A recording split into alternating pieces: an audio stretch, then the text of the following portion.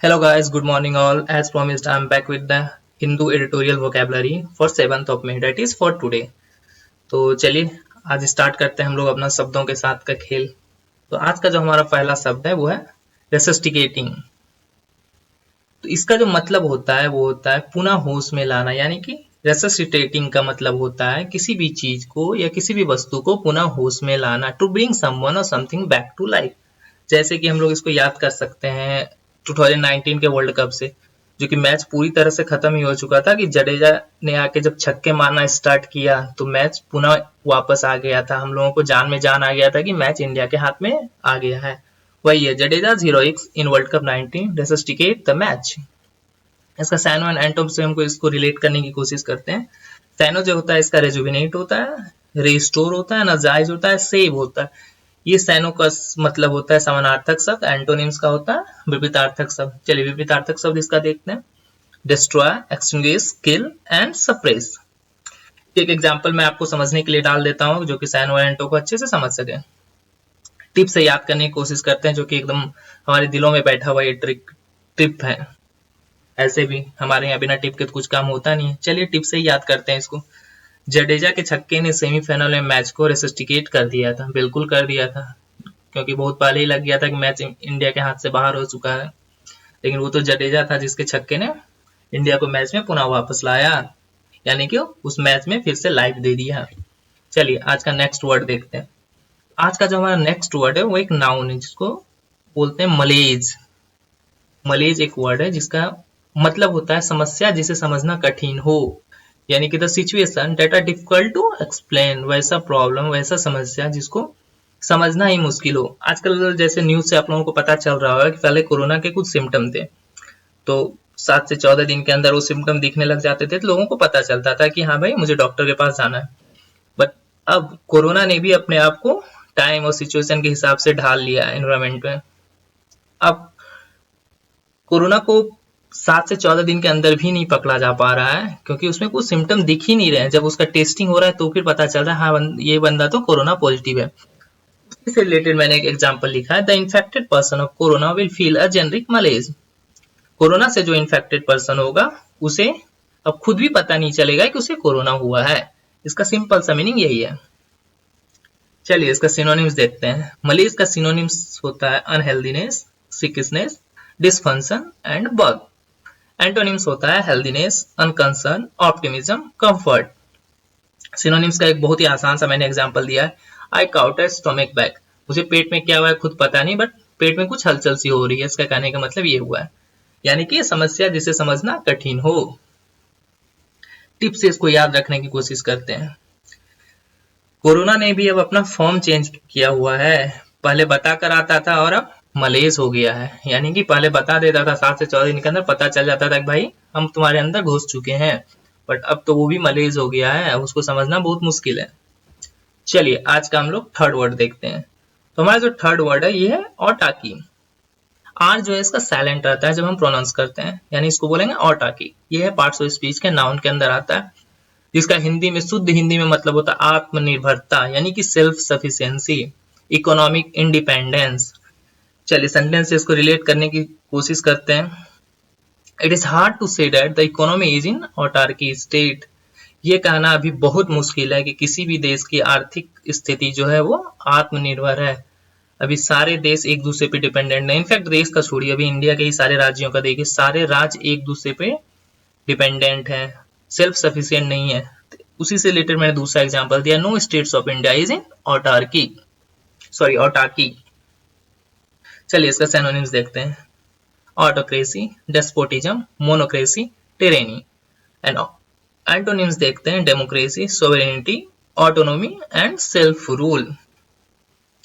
एक एक एग्जांपल है एंटो एंड सेनो का, आप लोग इंटरलेट कर सकते हैं हमारे ऊपर वाले वर्ड से। चलिए इसका भी एक टिप से याद रखने की कोशिश करते हैं। कोरोना ने इंसानों को तो डुबाया ही साथ सबका ऑटाकी भी ले गया। इनफैक्ट ये बहुत ही रियल बात बोला गया है कि कोरोना जो आया उन्होंने तो कितने लोगों की जान ली, कितनी इकोनॉमी को तबाह किया, लेकिन साथ ही साथ वो ऑटाकी भी ले गया, यानी कि आत्मनिर्भरता ले गया। लोगों को आज एक दूसरे पे डिपेंडेंसी हो गया है।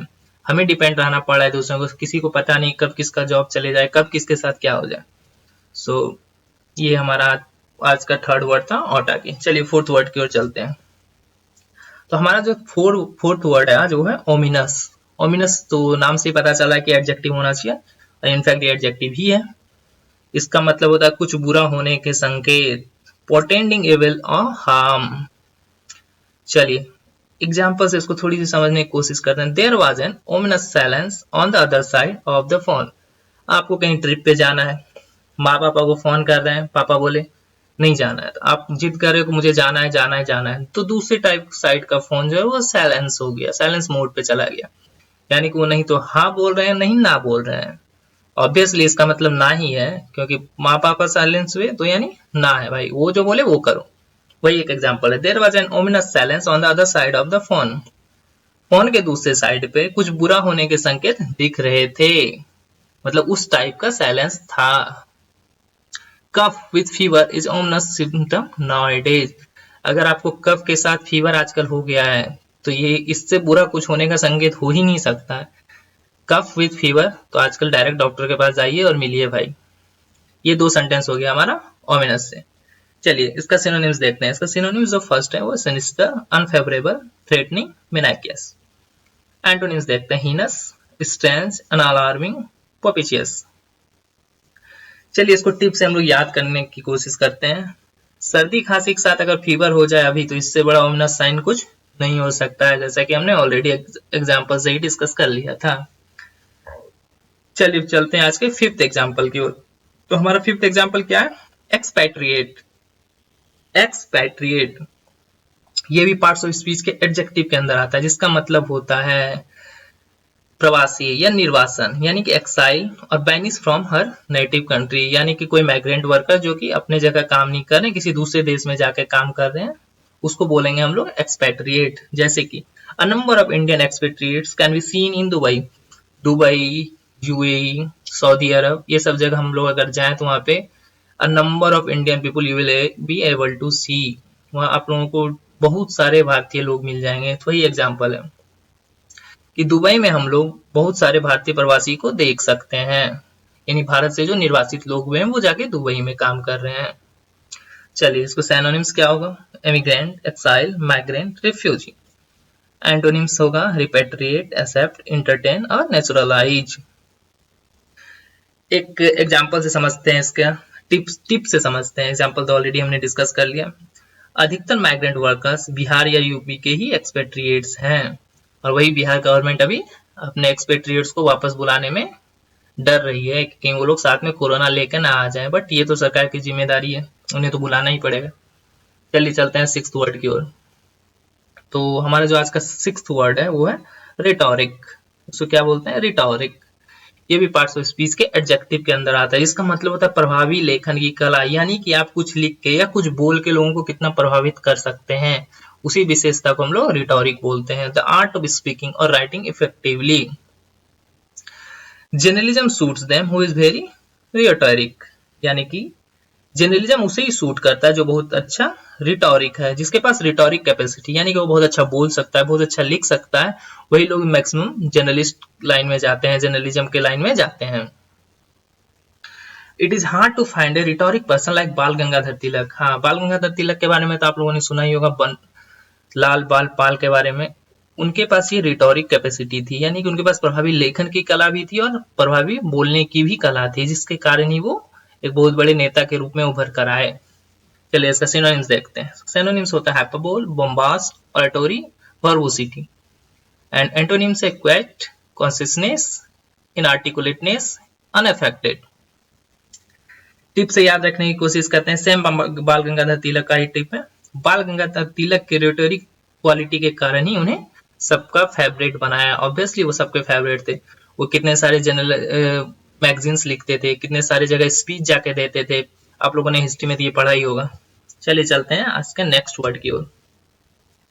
तो आज का जो हमारा नेक्स्ट वर्ड है वो है लोदिंग। लोथिंग कोई ना पढ़ना, इसे बोलते हैं लोदिंग।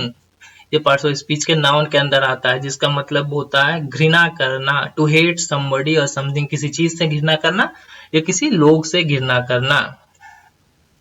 चलिए इसका सेंटेंस नंबर बी देखते हैं। I loathe shaking hand with corona patient.